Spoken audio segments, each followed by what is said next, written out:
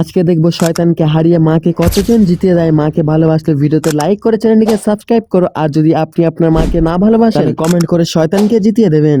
আসুন হাদিসে কি বলতে আছেন।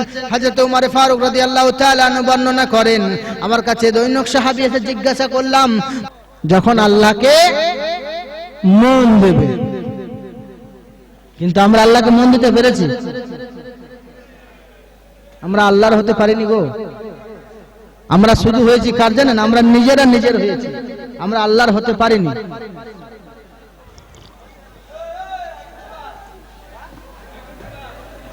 আল্লাহ হতে পারলে আমাদের এই অবস্থা আজ হতো না। হতো? হ্যাঁ গো, আগে মুসলমানের সংখ্যা কম ছিল না? তখন হুকুমত কার ছিল? মুসলমানদের ছিল না? আর এখন মুসলমানের সংখ্যা বেশি না? কিন্তু মুসলমান আগে বাদশাহী করার জন্য জন্ম হয়েছিল, এখন গোলামি করার জন্য জন্ম হয়েছে। হ্যাঁ গো, মুসলমান হয়ে মুসলমানকে ধোকা দিচ্ছে, মুসলমান হয়ে মুসলমানের সাথে চিটারি করছে, মুসলমান হয়ে মুসলমানের মাল ভক্ষণ করছে, মুসলমান হয়ে মুসলমানদের কাছ থেকে লুটে নিচ্ছে। মুসলমান হয়ে, আরে মুসলমান হয়ে তোমরা পারো কেমন করে? একবার হাত কাঁপলো না? ওই নবীর উম্মত তোমরা, যেই নবীর ভয়ে আল্লাহ পাক বলছেন স্বয়ং শোনো, যে নবীকে, যে নবীর আদর্শটাকে আপন করে নিল, যে নবীর দ্বীনটাকে আপন করে নিল, যে আল্লাহর দ্বীনটাকে আপন করে নিল, যারা এই সব জিনিসকে মেনে নিল, আমি আল্লাহ পাক বলছি শোনো, যারা অন্যের মাল ভক্ষণ করলো না, যারা অন্যের প্রতি আঘাতহানি করলো না, যারা অন্যকে কষ্ট দিল না, আমি আল্লাহ তাদেরকে আমার বানিয়ে নিলাম, আমার।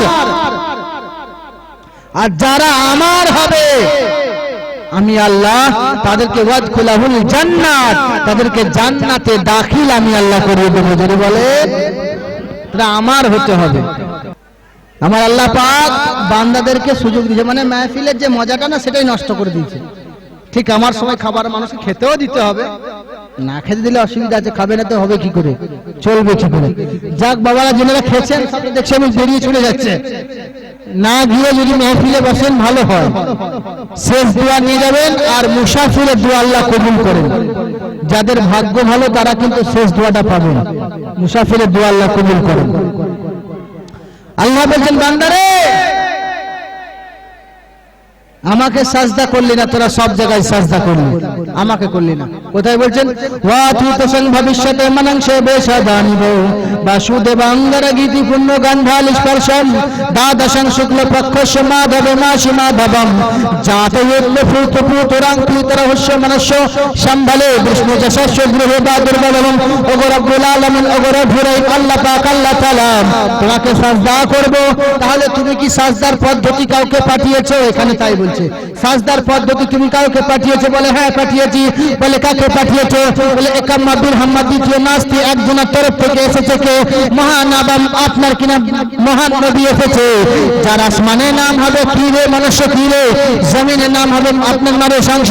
এই দুইজন মানুষ আপনার কিনা একজন, দুইজন নামে দুটি নামে একজন মানুষ দুনিয়ার বুকে আবির্ভাব হয়েছেন। ওই আবির্ভাব হওয়া মানুষটা অন্য কেউ নয়, ওনার নাম হবে মোহাম্মদ এবং আসমানে হবে আহমদ। তিনি জন্মগ্রহণ করবে কোথায়? বলে আব্দুল্লাহর জীর্ণ কুটিরে, যার নাম হবে বিষ্ণু যশা এবং যার মায়ের নাম হবে সুমতি সোনা। কথা আরো এগিয়ে যায়। বলে তাই নাকি? বলে হ্যাঁ। ওই নবীর কাছে যখন তোমরা যাবে, দেখবে তার মায়ের নামটা কি আমেনা কিনা, তার বাবার নামটা আব্দুল্লাহ কিনা। যদি আব্দুল্লাহ ও আমেনা হয়, জেনে নেবে এটা মহামানব। বলছে এরকম তো অনেক দেখে নিয়েছি, এটা মানি না, আর অন্য দাও। বলে শোনো, সেই নবী যখন জন্মগ্রহণ করবে, সারা পৃথিবীতে উচ্চালাম সুন্দরাম মঙ্গলাম, সারা পৃথিবীতে আপনার কিনা সুন্দর হয়ে যাবে। মরুভূমিতে গাছ যেগুলো পাতা শুকনো হয়ে গেছিল, ওই নবী জন্মগ্রহণের বরকতে শুকনো গাছে ফুল ফুটে যাবে। তাই তো? আপনি যদি একটা ভালো মনের মানুষ হন, তাহলে ভিডিওতে একটি লাইক এন্ড চ্যানেলটিকে সাবস্ক্রাইব করুন। আর হ্যাঁ বন্ধুরা, আমি এটা বলি যে সাবস্ক্রাইব করতে কোনো টাকা লাগে না, তাই কিপটামো না করে একটা লাইক এবং একটা সাবস্ক্রাইব করে দাও। কে আসলে? মহান নবী যেতে আসে, যাকে বলা হয় কলকি অবতার। কে আসলে? কলকি অবতার, যাকে বাংলাতে বলি আমরা কলকি অবতার। কালকে তার যিনি দুনিয়ার জমিনে ভ্রমন্ত করবেন তিনি কেমন হবেন? বলে শোনা, এটা মানে না, আরো কিছু বলো। বলে শোনো, তিনি যখন জন্মগ্রহণ করবে, জন্মগ্রহণ করা মাত্রই আসমান থেকে সারা আসমানটা নূরে নূরান্বিত হয়ে যাবে। শুধু তাই নয়, শোনো, তার মাকে দুনিয়ার জমিনে বাগে সালাম করবে। আমিনার জীবনী আপনারা শুনেছেন, হযরতে আমিনা আপনার কিনা যখন কুয়োতে পানি আনতে যায়, পানি আনতে যাওয়ার সময় জঙ্গলের বাঘ এসে হযরতে আমিনার পায়ে চুমা খায়, শুনেছেন না? এটা শোনা কথা। আরো ভিতরে নিয়ে যায়, একদল পাখি মাথার উপর দিয়ে উড়ে যায়। বলে ওরে দলেরা, মাথার উপর দিয়ে উড়ে যাবি না। বলে কেন যাব না? বলে সামনে দেখো হযরতে আমিনা নবীর মাতা আছেন, ওর উপর দিয়ে উড়ে যাবি না, যদি উড়ে যাও বেয়াদবি হয়ে যাবে। শোনা কথা। দুই দলে বিভক্ত হয়ে গেল। শুধু তাই নয়, আমিনা যখন কুয়োতে পানি আনার জন্য কুয়োর কাছে পৌঁছে গেল, কুয়োর পানি থেকে আওয়াজ আসে, আমিনা তোমাকে দড়ি বালতি লাগবে না, আপনার কিনা কলসি কানা ধরো, পানি অটোমেটিক ঢুকে যাবে। শোনা কথা। আরো ভিতরে প্রবেশ করুন আমিনা। বলে বলো, বলে বলতে চাই এইবারে একটি কথাই, যে তোমরা বললে কালকে অবতার আসলে এগুলো এগুলো হবে। বলে তাই নাকি? বলে হ্যাঁ। আর কি হবে? আরো কিছু বলো। বলে আরো এমন হবে, তিনি সুন্দরাম মঙ্গলম, সুন্দর মানুষ হবে এবং মঙ্গলময় মানুষ হবে। তিনি কত সুন্দর হবে! হযরত আমিনা রাদিয়াল্লাহু তাআলা বলতে আছেন, শোনো, আমি যখন আমার লালকে দেখি, আমি একবার আসমানের চাঁদকে দেখি, আমার লাল আসমানের চাঁদের চেয়ে বেশি সুন্দর। আসমানের চাঁদের চেয়ে বেশি কে সুন্দর? নবী সুন্দর। আরে চাঁদের থেকে বেশি সুন্দর আল্লাহর নবী বলছেন, উম্মত তোমরা সুন্দর। বললো না? আল্লাহ বলছে খালাকতু বিয়াদাইহা, আমি তোমাদের নিজের কুদরতি হাত দ্বারা বানিয়েছি, কপালটা আমার কুদরতি কদমের সাথে দেবে বলে এলাম আমি। তাহলে আল্লাহ চাঁদের চেয়ে বেশি গুরুত্ব আমাদেরকে দেন। তাহলে আমরা সেই নবীর উম্মত। প্রশ্ন আরো জাগলো, তাই নাকি? বলে হ্যাঁ। বলে কেমন নবী হবে গো? বলে এটা কিছুই নয়, শোনো, ওই নবী কেমন হবে? বলে কেমন হবে? তিনি এত নরম মেজাজের ঠান্ডা মানুষ হবে, লক্ষ কোটি মানুষের সামনে তাকে দাঁড় করিয়ে দেবে এবং হাজার হাজার মানুষের মাঝে যদি তিনাকে দাঁড় করিয়ে দাও, সবার চেয়ে উঁচু ওই নবীর মাথা হয়ে যাবে। তাই তো বলি আমরা, লক্ষ কোটি তারার মাঝে যেমন একটি চাঁদ, সৃষ্টিকুলের মাঝে তেমন নবী মুহাম্মদ, আমার নবী মুহাম্মদ। তাই তো। আরো ভিতরে প্রবেশ করো, কেমন মহামানব হবে?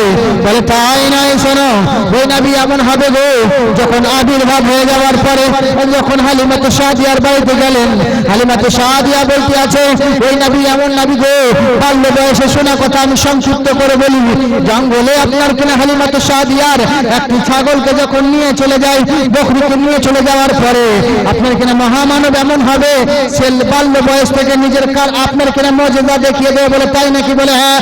বলে শোনো, জঙ্গলের বাঘ তাকে চুমা খাবে, সাজদা করবে, হরিণী যার কাছে মাথা নত করে দেবে, সাপে এসে যার কাছে মাথা নত করে দেবে, তিনি হবেন মহামানব। বলে হ্যাঁ। বলে কেমন হবে? বলে তার কাছে কাম, ক্রোধ, লোভ এবং লালসা কিছুই থাকবে না। কাম করে আর লোভ কামারা জগৎ নায়ারাস, পৃথিবীতেও তাকে ভালো লাগবে না। শুধু ভালো লাগবে কাকে? লাগবে আল্লাহর বান্দাদের, যে বান্দারা তোমরা শ্রেষ্ঠ হও, তোমরা শ্রেষ্ঠ নবীর উম্মত, তোমরা ভালো হও। কাম করে আর লোভ কামারা जगत न आया रास, जब जब नबी ने जन्म लिया तब तब पाया बनवास। अरे धरती आकाश क्या बोलूं ये करम की रेती, अरे आग में जलते हुए देखो ये करम की सब ही, सबने मिलकर बोला एक से एक अल्लाह अहद। जब जब नबी ने जन्म लिया तब तब पाया बनवास। ওই নবী এমন নবী হবে গো, ওই নবীর জন্য বলছে শোনো, আপনার কিনা হালিমাতু সাদিয়ার ছাগলকে যখন জঙ্গলে ধরে নিয়ে গেল, ধরে নিয়ে যাওয়ার পরে মানুষেরা প্রশ্ন করলো, এসে মোহাম্মদ এসে বলে, ওগো বাবা রাজাই ভাই এসে বলে, ওগো মোহাম্মদ ভাই বড় ক্ষতি হয়ে গেল। বলে কি হয়ে গেছে? বলে আমাদের সব থেকে ভালো ছাগলটা বাঘে ধরে নিয়েছে। বলে তাই নাকি? বলে হ্যাঁ। বলে চালাতে যাবো গা? বলে না না, বাঘে তোমায় খেয়ে নেবে। আমি মাকে গিয়ে বলি, ছুটে গিয়ে হাজরাতে হালিমাকে বলছে, হালিমা গো, ও গো আমার আম্মাজি, আপনার আর সবচেয়ে ভালো ছাগলটা যার দুধ আমার রাজাই ভাই মোহাম্মদ পান করতো। ওই বাঘে ধরে নিয়ে গেছে ছাগলটাকে, হালিমা কানতে আরম্ভ করেন। আমার নবী গিয়ে বলেন, হালিমা গো, ও মা হালিমা কাঁদবে না, আমি একবার জঙ্গলের দিকে যাই। জঙ্গলে যাওয়ার পরে আমি একবার দেখি গিয়ে আমি ছাড়িয়ে নিয়ে আসি। গে বলে না, তোমার ক্ষতি হয়ে যাবে। আপনার কিনারা দুধ বাবা এসে বলে, রাজাই ভাই হারেস বলে, শোনো গো, ওগো মোহাম্মদ তোমায় যেতে হবে না, তুমি যদি চলে যাও তোমার ক্ষতি হয়ে যাবে। বলে তাই নাকি? বলে হ্যাঁ। বলে শোনো গো, তুমি যদি কষ্ট পাও তো শোনো শোনো, তোমার কিছু হয়ে গেলে তোমার মাকে জবাবদিহি করতে পারবো না, তোমার দাদাকে আব্দুল মুত্তালিবকে জবাবদিহি করতে পারবো না, তোমার চাচা আব্বাসকে জবাব দিতে পারবো না, তোমার চাচা আমির হামদাকে জবাব দিতে পারবো না। বলে তাই নাকি? বলে হ্যাঁ। বলে তাহলে কি করতে হবে? বলে শোনো, আমার একটি কথা, ছাগল যাই যাক, তুমি তো ভালো রয়েছো, অন্য ছাগল ব্যবস্থা করা হবে। বলে না না, আমি নিজে যাই। জঙ্গলে যাওয়ার পরে পাহাড়ের চড়াই দাঁড়িয়ে বলে, এ আবুল হারেস, সবাই এগিয়েছে, যত প্রাণীর পশু আছে সবাই ছুটে ছুটে আসে, জাহার আছে ছুটে আসে, বাঘ আছে ছুটে আসে। আস্তে আস্তে আপনার কিনা বাঘ যখন আসে, প্রথমে হাতি এলো, শিয়াল এলো, হরিণী এলো, একের পর এক একের পর এক আসে। আর নবীর কাছে এসে মাথা নত করে, বলে কি ব্যাপার নবী, কি বলতে আছে এরা, কি বলতে চাইছে? বাঘে বলে, শোনো ইয়া রাসূলুল্লাহ, আমি সারা রাত ঘুমাই নাই। বলে কেন? বলে আমি মনে করেছি ছাগল বোধহয় শিয়ালে খেয়ে নেবে। শিয়াল বলছে, নবী গো, আমিও সারা রাত ঘুমাই নাই, আমি মনে করেছিলাম বাঘে ছাগল খেয়ে নেবে। বলে তাই নাকি? হ্যাঁ। হাতি বলছে, ওগো নবীজি, আমি মনে করেছিলাম বাঘে শিয়ালে মিলে ভাগ করে খেয়ে নেবে, এমন করে কেউ কাউকে মেরে দেবে বলে আমরা কেউ ঘুমাইনি। নবী গো, আমাদের আশা নেই যে তোমার ছাগলকে খাবো, আমাদের আশা হলো একটাই, নবী তোমার দিদার করব। ছাগল খাবার বাহানা, ছাগল ধরার একটা বাহানা, আসলে কি দিদারে মুস্তাফা লাভ করার ইচ্ছা। ইয়া রাসূলুল্লাহ, আপনাকে দেখার স্বাদ জেগেছে, আমাদেরকে নবী দেখার স্বাদ নেই মনে? আমাদের ঘুমোতে ঘুমোতে জাগতে জাগতে বলি মনে, সারাক্ষণে দেখতে চাই নবী তোমায়, শয়নে স্বপনে সব জায়গায়, শুধু এক জায়গায় নয় সব জায়গায়, অন্ধকারে আলোতে আড়ালে সব জায়গায়, কোরআনের পাতায় হাদিসের কোনায়, যেখানেই তাকায়, আজানে এবং নামাজের সরায়, নবী তোমাকে দেখতে চায়, তোমাকে দেখলে তার জন্য জাহান্নাম হারাম হয়ে যাবে। ওগো নবীজি, যার জন্য জান্নাত ওয়াজিব হয়ে যাবে। ওই নবীকে আমরা দেখতে চাই, দেখতে চাই না?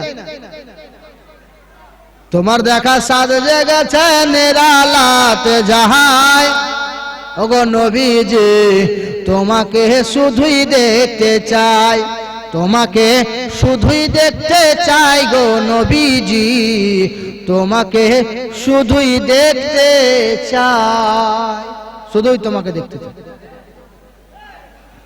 তাহলে আমাদের আবার প্রশ্ন করে, মহামানব ওখানে, আর কিছু বলো, মহামানবের আর কি হবে? আপনি যদি একটা ভালো মনের মানুষ হন তাহলে ভিডিওতে একটি লাইক এন্ড চ্যানেলটিকে সাবস্ক্রাইব করুন। আর হ্যাঁ বন্ধুরা, আমি এটা বলি যে সাবস্ক্রাইব করতে কোনো টাকা লাগে না, তাই কিপটামো না করে একটা লাইক এবং একটা সাবস্ক্রাইব করে দাও। বলে শোনো, ভবিষ্যতে মানাংশে বেশাদানি বউ, তিনি এমন মহামানব হবে, তিনি অতীত বর্তমান ভবিষ্যতের কথা বলবে, তিনি মহামানব এমন হবে, তিনি জন্মগ্রহণ করবে, এটা বলে দেওয়া হলো, কার ঘরে করবে এটা বলে দেওয়া হলো। বলে শোনো গো, মহামানব কোন দেশে জন্মগ্রহণ করবে? বলে যেই দ্বীপটার হবে আপনার কিনা সেলমান দ্বীপ, অর্থাৎ যেই দ্বীপটা হবে আপনার কিনা বালির দ্বীপ হবে, মুরুস্তাল্লিবাচিনাম, মরুভূমির এলাকা হবে, ওই দেশে জন্মগ্রহণ করবে, ওই দেশে জন্মগ্রহণ করবে। তিনি কি নিয়ে যুদ্ধ করবে সেটাও বলে দিচ্ছে, এবং কোথায় জন্মগ্রহণ করবে সেটাও বলে দিল। এরপরে আপনি বলুন, আমার নবী জন্মগ্রহণ করেছে আমিনার ঘরে, আব্দুল্লাহর জীর্ণ কুটিরে, কাবা শরীফের চত্বরে। এবার বলতে আছে, শোনো, তার দাদু হবে সবচেয়ে দামি খানদানের মানুষ, সেই খানদানে জন্মগ্রহণ করবে, সব থেকে বড় ব্রাহ্মণের বাড়িতে। বলে তাই নাকি? বলে হ্যাঁ। আর কি মহামানবের কার্যকলাপ হবে? বলে শোনো আরো অনেক কাজ হবে। বলে কি কাজ হবে? বলে আরো কিছু তোমাদের জানিয়ে দেই। ওই নবী যখন আসার পরে দুনিয়ার জমিনে মানুষ যখন প্রশ্ন করবে তারে, অতীত বর্তমান ভবিষ্যতের তরে তিনটি উত্তর তিনি দেবেন। অতীত জানিয়ে দেবে, বর্তমান জানিয়ে দেবে, ভবিষ্যৎ জানিয়ে দেবে। লুকিয়ে রাখবে কথা সেটাও জানিয়ে দেবে। বলে আর কেমন হবে? বলে ওই নবী এমন হবে আপনার কিনা দুনিয়ার জমিনে থেকে আসমানের খবর দেবে। ওই নবী এমন হবে, ওই নবী আপনার কিনা যেটাকে বলবে সেটাই কলমা পড়ে নেবে। বলে তাই নাকি? বলে হ্যাঁ। বলে কেমন করে? বলে বেজান পাথরকে যিনি কলমা পড়িয়ে দেবেন তিনি হলেন মহানবী। একবার বলুন, আবু জাহেলের হাতে যখন কাকর ছিল, জানা কথা না? আবু জাহেলের হাতে কাকর ছিল। আবু জাহেল এসে বলে নবী গো আমার হাতে কি আছে বলুন। আমার নবী বললেন ওগো আবু জাহেল আমি বলবো না, তোমার হাতের ভিতরে যা আছে তাই বলবে। সে যদি বলে তুমি মেনে নেবে? বলে হ্যাঁ।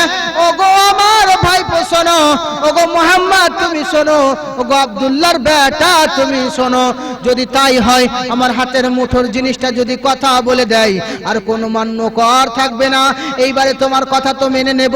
বলে তাই নাকি? বলে হ্যাঁ। বলে তবে আমার হাতের ভিতরে যেটা আছে তাকেই বলতে হবে।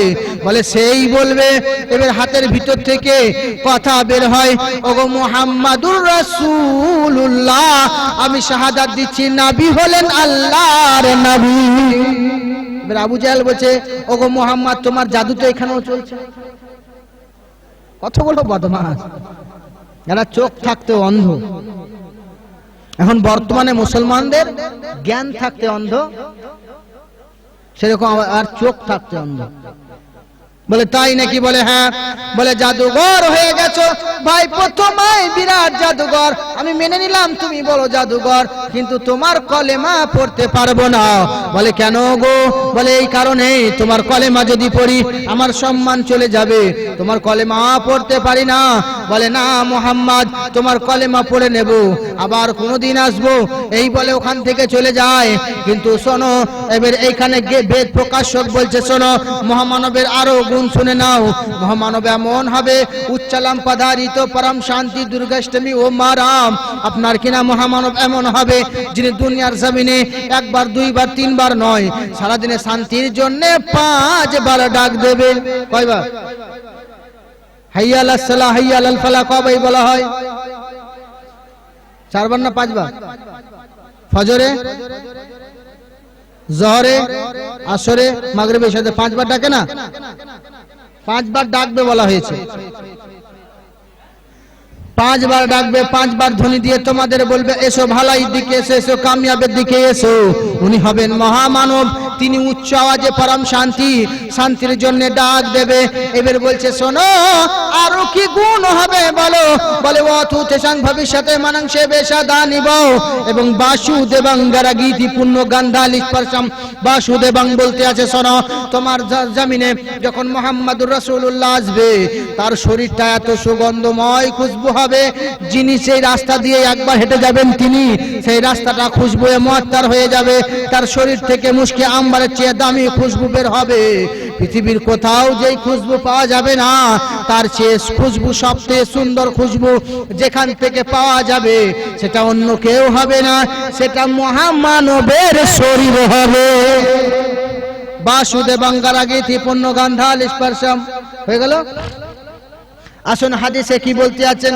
হযরত ওমর ফারুক রাদিয়াল্লাহু তাআলা আনহু বর্ণনা করেন, আমার কাছে দৈনিক সাহাবী এসে জিজ্ঞাসা করলাম বলো দেখি আমার নবী কোথায়। একজন সাহাবীকে আমি বলতে আছিলাম সাহাবী গো শোনো গো তুমি কোথা থেকে এসেছো? বলে আমি নবীকে দিদার করার জন্য শাম তথা সিরিয়া থেকে এসেছি। বলে কিসের কারণে? নবীর হাতে কলমা পড়ে মুসলমান হব। বলে আমি নবীকে দেখার তরে এসেছি, নবীকে যদি একবার দেখে নি আমার খিদা নিবারণ হয়ে যাবে। বলে তাহলে কোথায় গেলে নবী পাওয়া যাবে? বলে নবীকে পেতে চাও? বলে হ্যাঁ। নবীকে যদি পেতে চাও টুক টুক করে ওদিকে যাও যেদিকে সব থেকে বেশি খুশবু পাওয়া যায়। রাস্তা বলে দিল। বলছে শোনো যে রাস্তায় বেশি বেশি খুশবু পাবে ওই রাস্তা ধরে চলে যাও। বলছে কেন? বলছে আমার নবীর শরীর থেকে সব থেকে বেশি খুশবু আমার নবীর শরীর থেকে বের হয়। যদি বলে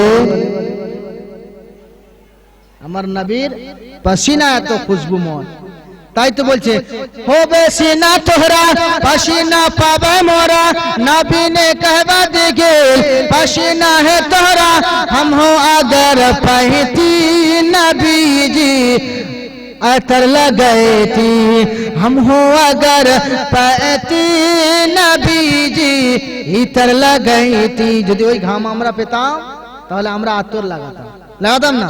আহারে বলে কেমন সুগন্ধময় খুশবু হবে শোনো। তিনার জন্মের আবার একটা কথা বলে দিই। হযরতে আমিনা বলতে আছেন যখন আমার লাল দুনিয়ার জমিনে জন্মগ্রহণ করলো, সকলের বাচ্চার শরীর থেকে টক টক গন্ধ বের হয়, আর আমার সন্তান যখন জন্মগ্রহণ করলো সারা শরীর থেকে মুশকে আম্বারের খুশবু বের হয়। এখানে কি বলছে? বাসুদেবাঙ্গারা গীতি। আপনি যদি একটা ভালো মনের মানুষ হন তাহলে ভিডিওতে একটি লাইক এন্ড চ্যানেলটিকে সাবস্ক্রাইব করুন। আর হ্যাঁ বন্ধুরা, আমি এটা বলি যে সাবস্ক্রাইব করতে কোনো টাকা লাগে না, তাই কিপটামো না করে একটা লাইক এবং একটা সাবস্ক্রাইব করে দাও।